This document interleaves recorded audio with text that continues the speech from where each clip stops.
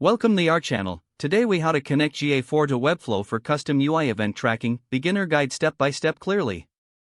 First, open your Webflow project where you want to implement Google Analytics for tracking. Next, navigate to your Google Analytics account and select the GA4 property you want to connect.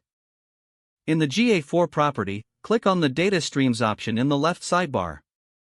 Choose the web data stream that corresponds to your Webflow site.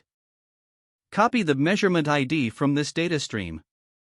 This ID starts with G- followed by a series of letters and numbers. Now, return to your Webflow project. Click on the Project Settings icon located in the toolbar. In the Project Settings menu, select the Custom Code tab. Scroll down to the Head Code section. Paste the GA4 Global Site Tag script here. Make sure to replace the placeholder ID with your actual measurement ID. Next, go back to your Webflow designer. Select the element you want to track with a custom event. Open the Element Settings panel on the right side. Locate the Interactions section and click on plus to add a new interaction. Choose mouse click or the appropriate trigger for your event. In the Interaction panel, scroll down and look for the action to select. Choose Custom and set up your custom event name, such as button_click.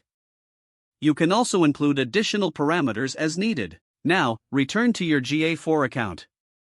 Open Events from the left menu and click on Create Event. Set the parameters to match the custom event you just defined in Webflow. Save the new event and specify how you want to handle it in reports.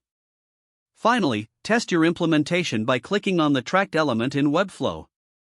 Check your GA4 real-time reports to confirm that events are being received as expected.